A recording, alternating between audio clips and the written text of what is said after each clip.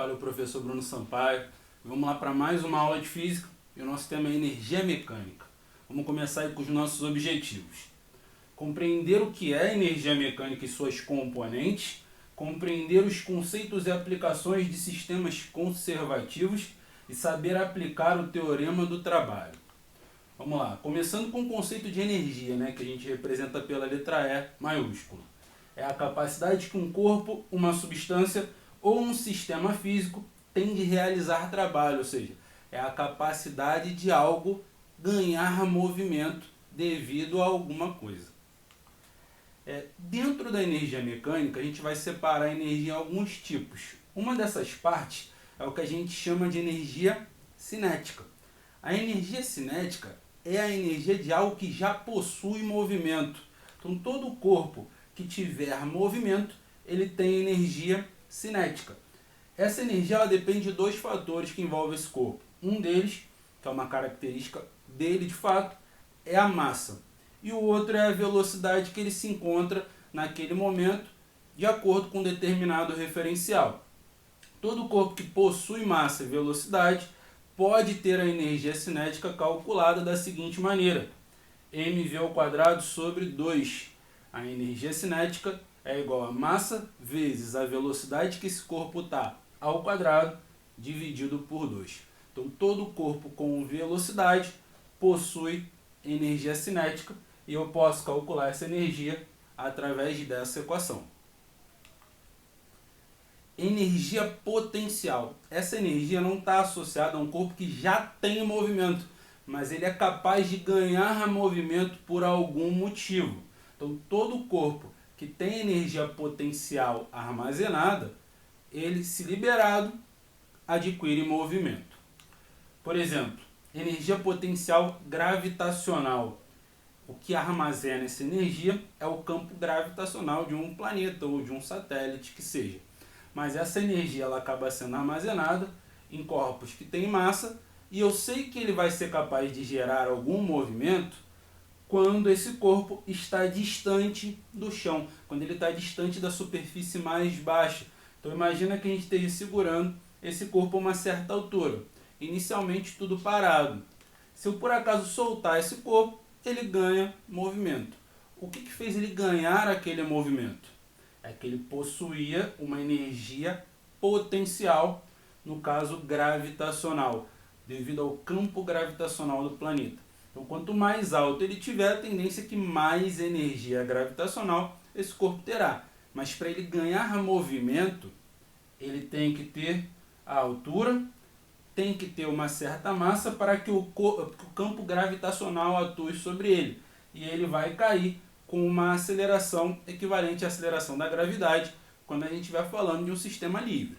Então, depende de 3 fatores a energia potencial gravitacional. Depende da massa que esse corpo possui, quanto mais massa, mais energia ele tende a armazenar. Depende da gravidade do planeta que nós estamos falando, no caso da Terra, é aproximadamente 9,8 metros por segundo ao quadrado. Mas grande parte dos concursos aproxima esse valor a 10 metros por segundo ao quadrado. E a altura, no caso, vai ser o diferencial para a gente observar se tem ou se não tem energia potencial gravitacional. Pois quase todo corpo que nós vamos estudar, ele possui massa e está dentro do campo gravitacional do planeta. O que vai ser diferente se ele está no alto ou se ele já está na superfície mais baixa. Se ele se encontrar no chão, a altura dele é 0, ele não possui energia gravitacional. Então, para ter essa energia, ele tem que estar no alto. Energia potencial elástica. Esse tipo de energia ele pode ser armazenado por corpos que têm elasticidade. O que é isso? Corpos que, quando são forçados, eles mudam a sua forma normal, eles são deformados, mas quando eles são soltos, eles tendem a voltar para o seu estado de equilíbrio, para o seu estado normal. E quando eles voltam para o seu estado normal, eles estão gerando um movimento.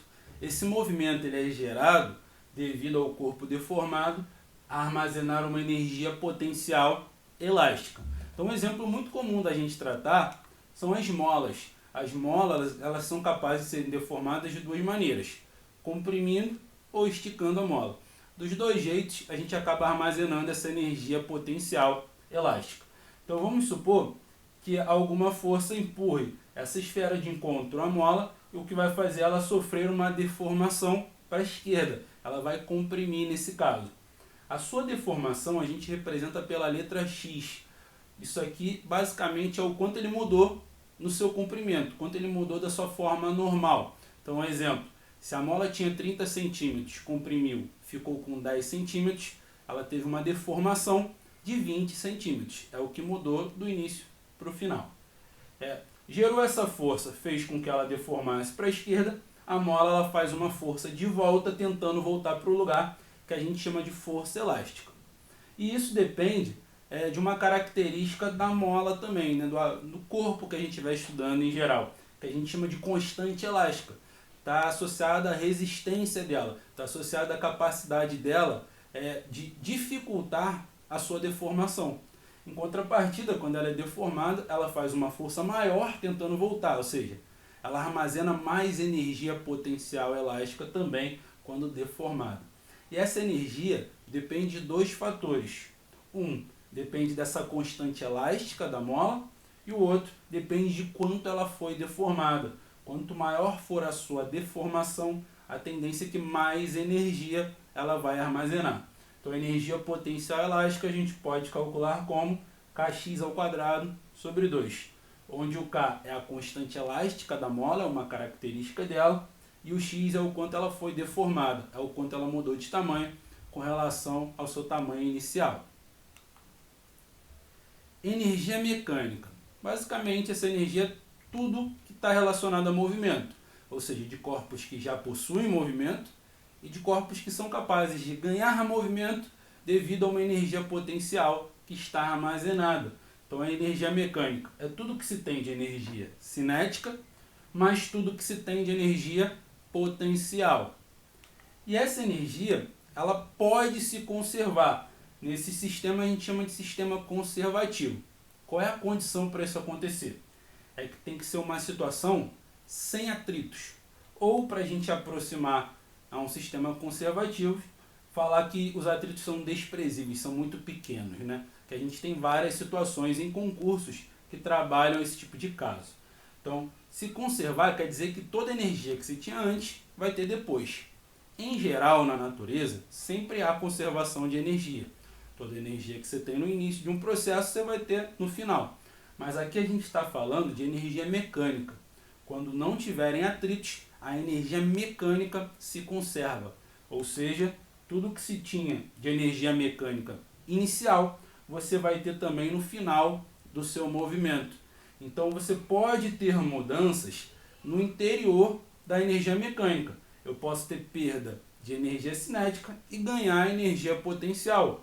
Ou eu posso ter perda de energia potencial e ganhar cinética. Como o exemplo do corpo que foi abandonado do alto. Se ele está no alto, ele vai ter uma energia potencial gravitacional armazenada. Quando a gente solta, ele começa a cair. Ele vai perdendo altura e perde essa energia potencial gravitacional. Mas na queda ele vai ganhando velocidade, ele vai ganhando energia cinética. Se o sistema se conserva, o que ele perdeu de energia potencial, ele ganhou de energia cinética, de maneira que a soma dos valores continua dando o mesmo resultado. Isso é conservar. Então, sistemas conservativos são aqueles que têm poucos atritos ou nenhum atrito, e a gente pode afirmar que a energia mecânica inicial desse sistema tem que ser igual à energia mecânica final. Teorema do trabalho. Primeiramente, esse teorema ele envolve duas equações importantes. A equação de Torricelli e a segunda lei de Newton, que fala da força resultante, que é igual ao produto da massa com a aceleração que esse corpo vai adquirir. Basicamente, a gente vai juntar essas informações usando um fator comum a elas, que é a aceleração. Então, o que eu vou fazer é isolar a aceleração, primeiramente, aqui na equação de Torricelli. Então, para a gente fazer isso, basta pegar o v0², que está aqui positivo, passar para o outro lado da igualdade, negativo, e depois pegar o 2 e o ΔS, que multiplicam a aceleração, e passar para o outro lado, dividindo. Quando a gente faz isso, a aceleração fica isolada. Eu vou pegar o resultado que eu obtive aqui e vou substituir na equação da força resultante. Então eu vou ficar com essa equação nova. Força resultante é igual a massa vezes essa relação que junta forma a aceleração. Então, para chegar no teorema, eu tenho que fazer uma adaptação. Esse ΔS que está desse lado da igualdade dividindo, eu vou passar para o outro lado e ele vai multiplicando. O resto eu mantenho no mesmo lugar. Quando eu termino essa adaptação, olha o que a gente vai formar. Desse lado da igualdade, ficou força resultante vezes deslocamento. Quando eu tenho a força resultante multiplicada pelo deslocamento, o que eu tenho de fato é o trabalho resultante que esse corpo vai sofrer. E aqui eu tenho mv ao quadrado sobre 2 final e mv ao quadrado sobre 2 inicial, um diminuindo o outro. mv ao quadrado sobre 2 a gente chamou de energia cinética. Quando eu tenho o valor final menos o valor inicial, o que eu tenho é uma variação. Então o teorema do trabalho ele tem como base essas duas relações. Quando a gente junta tudo, a gente obtém que o trabalho resultante que um corpo sofre é igual à variação da energia cinética que ele teve. Então, para ter trabalho resultante, ele tem que estar mudando o movimento, ele tem que ter a aceleração. Unidades de medida, trabalhando aí no sistema internacional. As grandezas que a gente citou foram massa, velocidade, gravidade, altura e deformação, ambos são distâncias, a constante elástica e a energia. Para a massa, a medida do sistema internacional é quilograma. Para a velocidade, metros por segundo. Para a gravidade, que é uma aceleração, metros por segundo ao quadrado. A altura e a deformação, como são comprimentos, é metro. Até aí não tem nada de muito diferente. A constante elástica, ela está associada à força que ela tende a fazer para voltar para o seu estado normal e o quanto ela foi deformada. Então a medida carrega um pouquinho dessas duas medidas. Newton, que é a medida de força, dividido por metro, que é a medida de comprimento, que é da sua deformação. Quando a gente coloca em qualquer uma das equações as grandezas com essas medidas, o que a gente vai obter é a energia também medida no sistema internacional. E essa medida a gente representa pela letra J maiúsculo, que a gente chama de Joule. Então, galera, espero que vocês tenham gostado da aula, espero que tenham ajudado e me dá aquela ajuda também. Curte aí, compartilha, se puder, se inscreve aí no canal também. Valeu, bons estudos!